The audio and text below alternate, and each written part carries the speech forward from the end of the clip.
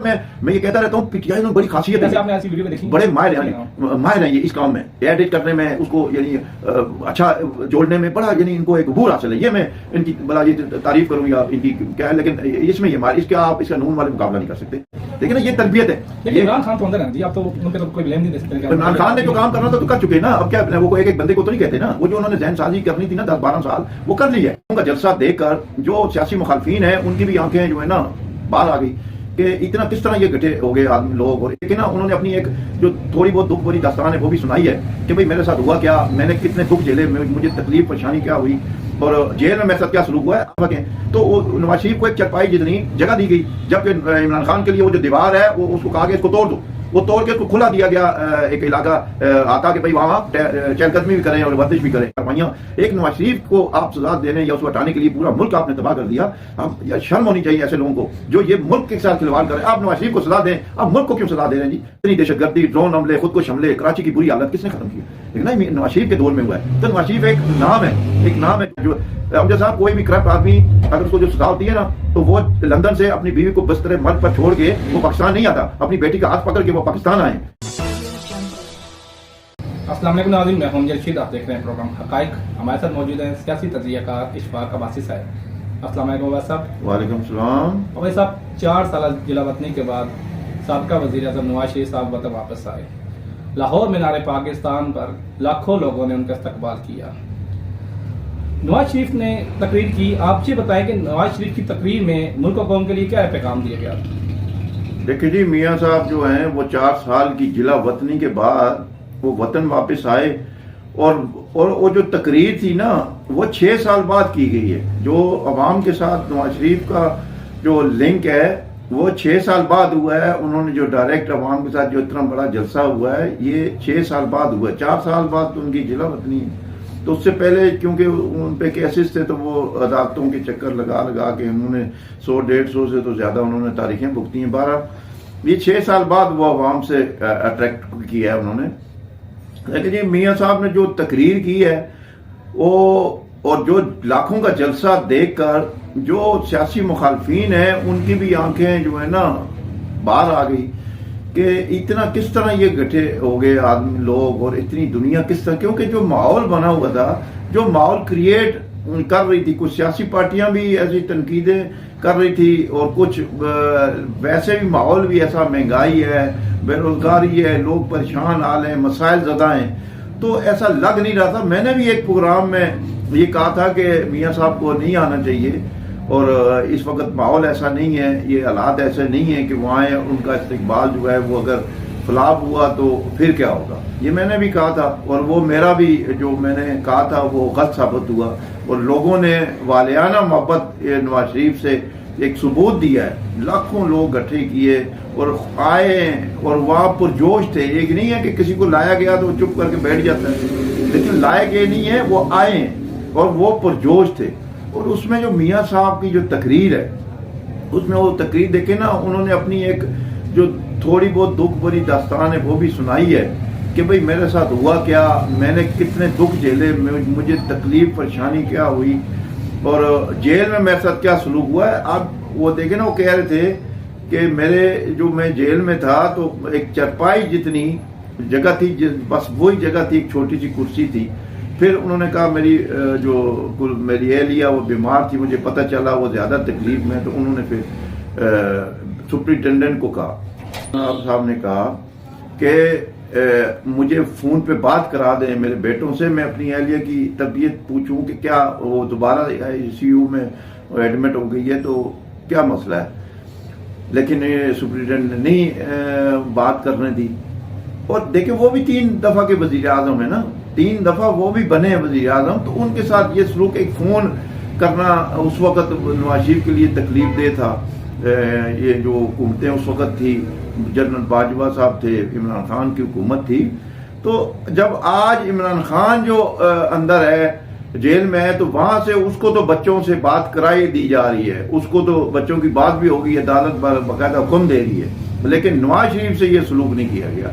यानी ये दोहरा मेयार नजर आ रहा है ना। वो अगर एक दफा का वजीर आजम है तो ये 3 दफा के हैं। तो वो नवाज शरीफ को एक चरपाई जितनी जगह दी गई جبکہ عمران خان کے لیے وہ جو دیوار ہے وہ اس کو کہا گیا اس کو توڑ دو، وہ توڑ کے اس کو کھلا دیا گیا ایک علاقہ آتا کہ بھئی وہاں آپ چہل قدمی بھی کریں اور ورزش بھی کریں، پھر اس کو میٹرس، پھر اس کو مطلب جو وہ سہولتیں منہ سے وہ مانگ رہا ہے اس کو دے جا رہے ہیں، جبکہ نواز شریف کے ساتھ جو سلوک کیا گیا وہ نظر آ رہا ہے۔ پھر اس کے بعد وہ ابھی سائیکل بھی مانگ رہے ہیں عمران خان صاحب کی، ہمیں سائیکل دے میں تاکہ ورزش کرو، تو مطلب جو وہ منہ سے عمران خان صاحب نکال رہے ہیں انہیں دیا جا رہا ہے، جبکہ نواز شریف صاحب سے یہ سلوک ہے اس ملک میں، تو وہ بیچارے یعنی انہوں نے ایک لفظ بھی یعنی اگر وہ تنقید کرتے نا بہت کچھ کہہ سکتے تھے لیکن انہوں نے نہیں کہا۔ اچھا، انہوں نے اپنے سیاسی مخالفین کے خلاف کوئی تنقید بھی نہیں کی، کوئی اس طرح کا بیان بھی نہیں دیا، ابھی تقریباً کوئی بات بھی نہیں کی۔ دیکھیں نا یہ ایک نا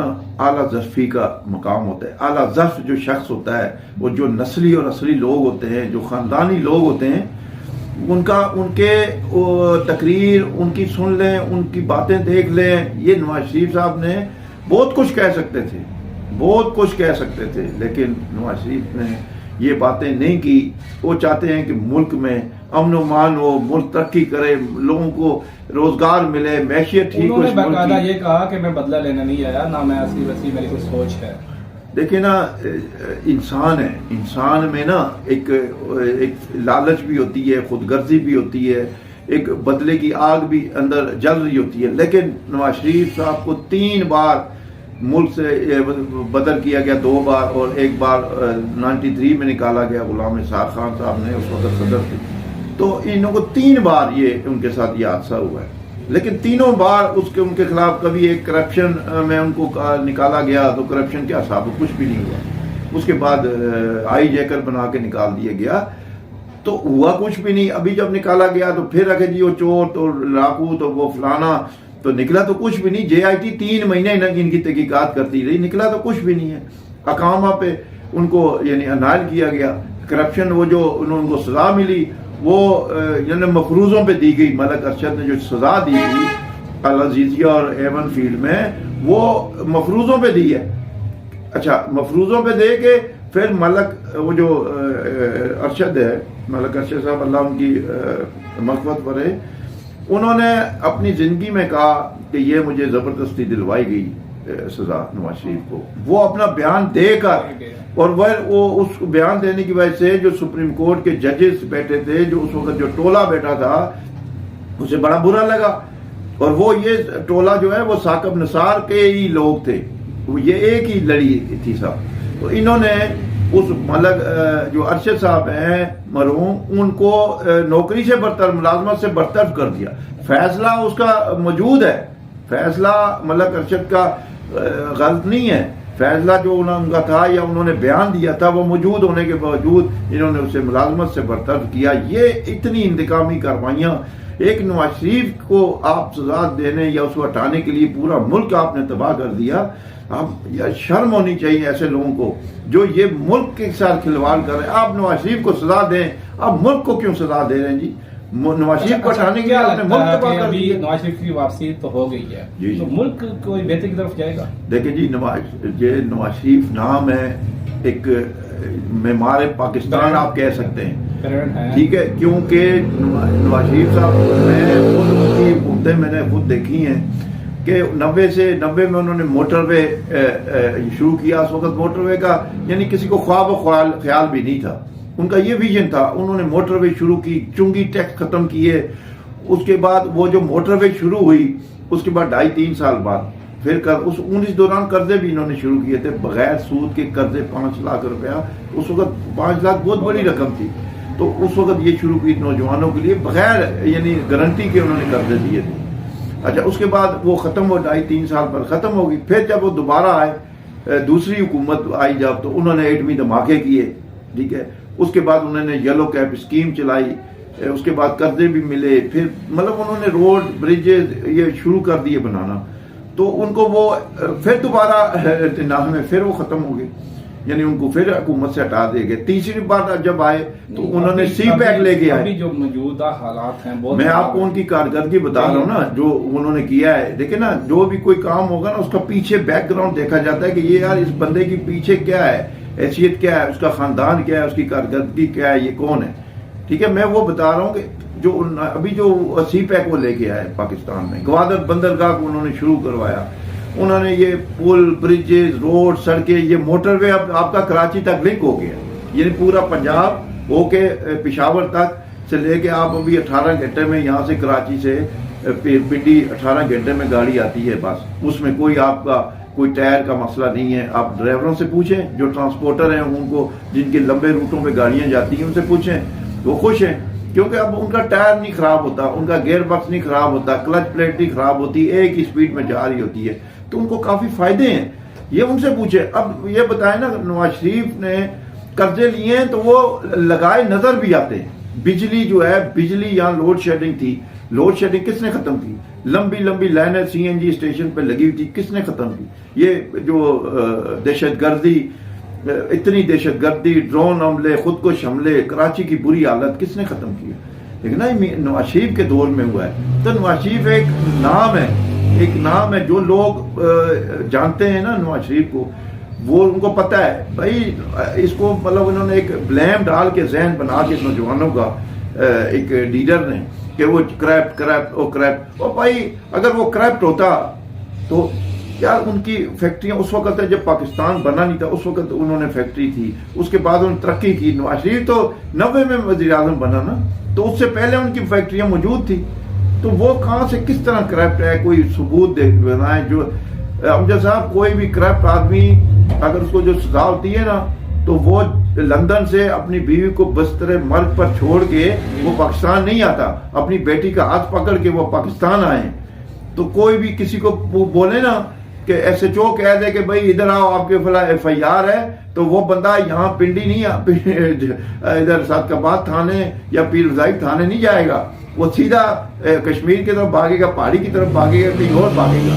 وہ کبھی بھی تھانے بھی نہیں جائے گا. تو یہ تو نواز شریف کو سزا ہوئی، اور وہ حالانکہ وہ ٹھہر سکتے تھے وہاں، بھائی اس کو ریزن بھی موجود تھا کہ میری بیوی بیمار، لیکن وہ اپنی بیٹی کا ہاتھ پکڑ کے وہ آیا. اس کو پتا تھا میں نے جیل جانا ہے اور جعلی کیس میں جانا ہے، وہ سیدھا جیل گیا. تو یہ تاریخ میں پہلا شخص ہے، پہلا لیڈر ہے میرے خیال میں دنیا کا کہ جو سزا بھگت رہے ہیں. ملک آیا یہاں سے بھاگتے ہیں لوگ پاکستان سے بھاگتے ہیں. آپ نے مشرف کو دیکھ لیا، وہ بھی بیچارے اللہ ان کی مغفرت فرمائے، لیکن وہ بھی یہاں سے جب وہ ہوئی تھی نا ان کی عدالتوں میں پیشیاں، تو وہ دبئی بھاگ گئے تھے. تو وہ بھی اپنے آپ کو کمانڈر کہتے تھے. صاحب، نواز شریف کے جلسے میں ایک ویڈیو وائرل ہوئی ہیں، بہت سی فیک ہیں یا اوریجنل ہیں. اس پہ نواز شریف کے جلسے میں پی ٹی آئی کے حق میں نعرے لگے ہیں، پی ٹی آئی زندہ باد، عمران خان زندہ باد. اس کے بارے میں بتائیے یہ کیا؟ لیکن جب یہ جلسے ہوتے ہیں نا، تو یہ خود بنایا جاتا ہے، کریٹ کیا جاتا ہے نا کچھ، اور کچھ پرانے جلسوں کی جو ویڈیو ہوتی ہے نا اس کو اس کے ساتھ ٹچ کر دیتے ہیں. آج کل سوشل میڈیا کس کو جوڑنا کون سا مشکل کام ہے. تو وہ جو پرانی کوئی ویڈیو ہوگی، ٹھیک ہے، اس کو یہ لوگ، اور یہ پی ٹی آئی والوں میں نا یہ بڑا، میں یہ کہتا رہتا ہوں، پی ٹی آئی میں بڑی خاصیت ہے. آپ نے ایسی ویڈیو کو دیکھی؟ بڑے ماہر ہیں یہ اس کام میں، ایڈٹ کرنے میں، اس کو یعنی اچھا جوڑنے میں بڑا، یعنی ان کو ایک عبور حاصل ہے. یہ میں ان کی بڑا یہ تعریف کروں یا ان کی کیا ہے، لیکن اس میں یہ مار، اس کا نون والے مقابلہ نہیں کر سکتے. تو یہ کام کرتے. اگر نہیں بھی جڑی نا، لیکن وہ خود 10 بندے لے جا کے وہاں جھنڈے پکڑ کے بیٹھ کے ویڈیو بنا لیتے ہیں. تو وہ آج کل یہ کام کرنا کوئی آسان نہیں ہے، آسان ہے، کوئی مشکل نہیں ہوتا، کوئی بھی بنا سکتا ہے. لیکن یہ ٹرینڈ اچھا نہیں ہے نا، یہ ٹرینڈ چیز نہیں. ابھی دیکھیں پی ٹی آئی کے لوگوں نے ان کے پوسٹر لگے ہوتی ہے، پنڈی میں لگے، لاہور میں انہوں نے ان کے کالم پھینک دی منہ پہ، اس کا چہرہ خراب کیا، اس کے یعنی پوسٹر ان کے یا وہ جو بینر تھے وہ خراب کیے. تو یہ ٹرینڈ اگر آپ چلائیں گے نا، تو دوسرا بھی اگر چلائے گا تو پھر ماحول کشیدہ ہوگا نا. نواز شریف نے وہاں کیا بات کی، انہوں نے کہا کہ جو گھٹیا بات کرے، کوئی برائی کرے، اس کا جواب برائی سے مت دے. لیکن یہ تربیت ہے. لیکن عمران خان تو اندر ہے جی، آپ تو ان پہ تو کوئی بلیم نہیں دے سکتے. عمران خان نے جو کام کرنا تھا تو کر چکے نا. اب کیا وہ کوئی ایک بندے کو تو نہیں کہتے نا، وہ جو انہوں نے ذہن سازی کرنی تھی نا 10-12 سال، وہ کر لی ہے، وہ کی جا چکے. اور وہ 10-12 سال آئندہ 20-40 سال یہ نہیں ختم ہوتی. ٹھیک ہے، جو وہ کر چکے وہ نہیں ختم ہوگی، چاہے عمران خان دنیا میں ہے نہیں ہے، یا باہر چلا جائے یا جدھر بھی چلا، لیکن وہ ذہن سازی کر گئے ہیں. وہ جو نوجوانی کر گئے ہیں وہ اب نہیں ختم ہوتی، 40-50 سال تک آپ کو بھگتنا پڑے گا اس کو. اور جو اس میں بھگتنے میں یہ جنرل باجوہ کا بہت بڑا ہاتھ ہے اور یہ جنرل فیض حمید کا بہت بڑا ہاتھ ہے. جو آج ماحول ہے، جو گالی گلوچ، بد اخلاقی، بدتمیزی، بد تہذیبی، بد زبانی، یہ اس سے پہلے دیکھیں نا پیپلز پارٹی تھی، نون تھی، ان کے مقابلے ہوتے تھے، دفتر قریب قریب ہوتے تھے، کوئی کسی کو گالی گلوچ نہیں کرتا تھا، سیاسی بات کرتے تھے، سیاسی بحث مباحثہ ہوتا تھا. ٹھیک ہے، یہ بات کوئی نہیں کرتا تھا کہ اس کو پھینک دیا، اس کے پوسٹر لگاتے تھے ایک دوسرے کے قریب لگے ہوتے تھے. ٹھیک ہے، جس نے لوگوں نے جس کو ووٹ دیا، لیکن انہوں نے ایک عجیب یہاں ایک کریٹ کیا ہوا ہے ماحول، جس کی وجہ سے اس ملک میں یہ جو لوگ، یہ جو اینکر ہیں نا، اینکر ہیں، تجزیہ کار ہیں، کچھ بیوروکریٹ ہیں، کچھ ججز ہیں، یہ ڈرتے ہیں ان سے. یہ پی ٹی آئی کے فالوور سے ڈرتے ہیں عمران خان کے کہ ہم نے کوئی بات کر دی تو بس انہوں نے گالی گلوچ کا ایک طوفان برپا کر رہا ہے. تو اس لیے کئی لوگ نون پہ تو کھل کے تنقید کرتے ہیں، یعنی نون کی کوئی چھوٹی سی بات ہو اس کو یہ ایسا بڑا چڑھا کے پیش کر، کیونکہ نون والے گالیاں نہیں دیتے. ٹھیک ہے، ان کو یہ موقع ہوتا ہے کہ اس پہ آپ زبردست تنقید کریں نون پہ. لیکن جب اگر پی ٹی آئی کی بات ہوتی ہے تو ان کو تھوڑا سا نا آنکھیں بند کر لیتے ہیں، یا ہلکی سی تنقید کا، زیادہ نہیں، کیونکہ پھر انہوں نے گالیاں گلوچ دینی ہے تو انہوں نے کہنا ہے یار یہ گالی سے بچو، ان پہ تنقید اتنا نہ کرو. نون والے ہیں، پی پی والے ہیں، ان پہ جو مرضی کرو، کیونکہ ان کے فالوور یہ کام نہیں کرتے نا. یہ مسئلہ ہے. بہت شکریہ بات صاحب. آج یہ تھے اشفاق عباسی صاحب جن کا تجزیہ آپ نے سنا. اس کے ساتھ اجازت دیجیے، ہمارے چینل کو لائک، سبسکرائب اور شیئر کرنا نہ بھولیے گا. اللہ حافظ.